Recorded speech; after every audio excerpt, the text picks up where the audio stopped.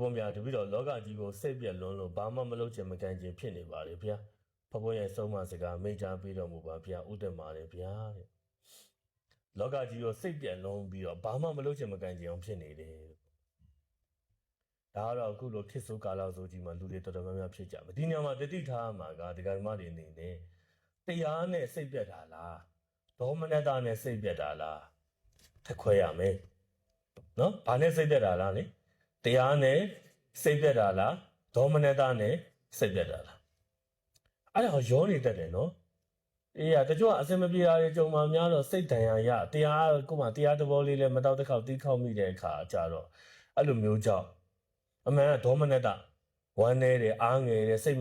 ဘာလို့အစင်မပြေတွေဖြစ်မြင်တွေ့ရတာတွေကလည်းအနေထောင်တွေများတော့စိတ်ကြယောဂတစ်မျိုးပေါ့ဗျာ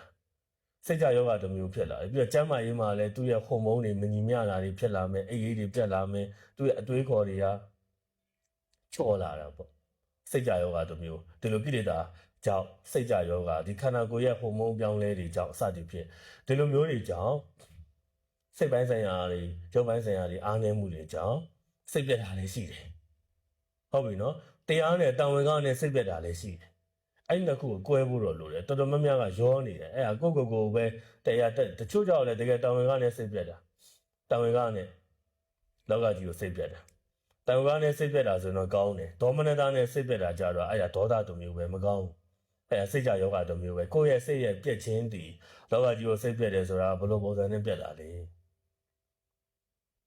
ထပ်ပြီးပြောရရင်ကိုမှလည်းအကောင်းလောကရန်တွေကောင်းတာတွေကြုံနေရပါရဲ့နဲ့လောကကြီးကိုမနစ်သက်ဘူးလောကကြီးကအနှစ်သာရမရှိဘူးလို့တွေးတယ်ဆိုရင်တော့ဒါဆိုရင်တော့ရေဘောအဖြစ်ဒါသူကတကယ်တရားကြောင့်စိတ်ပြည့်တယ်လို့ပြောလို့ရမယ်တချို့ကအစဉ်ပြေနေတရားအောင်မေ့တယ်အစဉ်မပြေကြမှာဒုက္ခဟာဒုက္ခဆိုပြီးညီးတယ်ဒါဆိုရင်တော့အဲ့ဒါက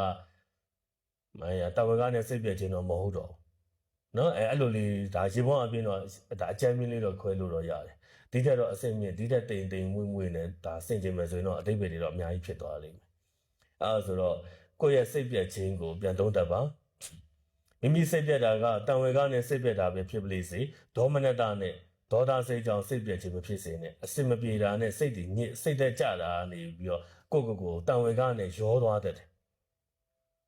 တချို့လည်းတကယ်အစင်မပြေတာနဲ့တန်ဝေကတကယ်ဖြစ်တာတချို့ကတန်ဝေကနည်းနည်းဒေါမနတစိတ်ကများဖြစ်နေတာအဲ့ဒါကိုမခွဲတတ်ဘူးမခွဲတတ်တော့အဲ့ဒါနေပြီးတော့ပဲလမ်းတွေလွဲကုန်တာတွေလည်းရှိတတ်တယ်နော်အဲ့ဒါဆိုတော့ဒါတိတ်ချက်အဲ့ဒါလေးကိုကွဲပြားပါနှိမ့်ချက်ကတော့တန်ဝေကနဲ့စိတ်ပြအောင်နေပြီးတော့တန်ဝေကတဘောနဲ့တွေ့ရင်တော့လောကကြီးဟာဘာမှနှစ်သာရမရှိဘူးဒီအတွက်ဘုရားရှင်လည်းဟောလာပြီးသားပဲနော်ကာမဂုဏ်တွေကိလေသာတွေလောကကြီးဆိုတာကငပြောတုံးနဲ့တူတယ်တဲ့အနှစ်သာရမရှိဘူးတဲ့ဖော်တုံးတွေနဲ့တူတယ်တဲ့နော်ဂင်္ဂါမြမှာရေတွေစီးလာတော့ရေမြုပ်တွေအများကြီးရေမြုပ်တွေနဲ့တူတယ်ကာမဂုဏ်ဆိုတာအနှစ်သာရမရှိဘူးဘာမှနှစ်သာရမရှိဘာမှလုပ်လို့မရအဲ့လိုပဲကြည့်လိုက်တော့အဆိုင်ခဲကြီးတွေအကြီးကြီးတွေပဲရေမြုပ်ကြီးတွေဆိုရင်လည်းရေမြုပ်တွေအများကြီးပဲထူသေးတယ်အကြီးကြီးတွေဒါပေမဲ့တော့ကန်ကြည့်လိုက်တော့လည်းပေါက်ကုန်တာပဲအနှစ်သာရမရှိဘူးအဲ့လိုမျိုးပါပဲတဲ့ဘုရားရှင်อ่ะနော်ဒီကာမဂုဏ်တွေကိုတရားဓမ္မနဲ့တောင်ဝေကစိတ်နဲ့စိတ်ပြက်ပြီးတော့ဒီလောကကြီးကနေလုံးမြောက်အောင်ဆိုတဲ့စိတ်နဲ့တောင်ဝေကနဲ့တရားထုတ်အောင်စိတ်ပြက်တယ်ဘာမှမလုပ်ချင်မကိုင်ချင်ဖြစ်တယ်ဆိုရင်အဲ့ဒါရေဘောအပြင်စိတ်ကြယောဂပုံစံဖြစ်နေတယ်ဒီခန္ဓာကိုယ်ရဲ့ကျန်းမာရေးဒါအမေရိကန်ချက်ကတွေပါလို့ကြည့်ပေါ့နော်ကျန်းမာရေးပိုင်းဆိုင်ရာလည်းဟော်မုန်းပြောင်းလဲနေကြောင်းလည်းဖြစ်တတ်တယ်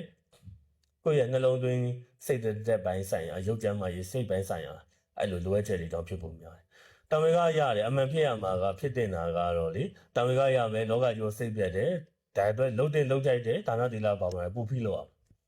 သူကဒါနသီလဘာဝနာလည်းမလုပ်ချင်ဘာမှမလုပ်ချင်ဘူးဆိုရင်တော့တောင်ဝေကနဲ့စိတ်ပြက်ခြင်းမဟုတ်တော့ဒါဆိုဒေါမနတနဲ့စိတ်ပြက်ခြင်းဖြစ်သွားလိမ့်မယ်မိကုံးကတာမန်လေးပဲဘုံဘုံကပြည့်စုံအောင်ပိုင်းခြားပြီးခွဲခြားပြီးဖြည့်ပေးတာနော်ယောဂီများယောဂီတွေနားလေကြလားမသိဘူးနော်အွန်လိုင်းယောဂီတွေရောနော်အွန်လိုင်းယောဂီတွေဒီကဓမ္မတွေနားလေလားနော်မိကုံးတွေကတချို့မိကုံးလေးတွေကတာမန်ဆိုပေမဲ့ဘုံဘုံကပြည့်စုံအောင်ဩဝါဒတွေနဲ့တွဲပြီးတော့ရှောင်းရဲဆောင်ရဲတွေညှက်ပြီးဖြည့်ပေးသွားတာနော်ညံကြီးနဲ့နားထောင်ပေါ့ဘုံဖြည့်တာ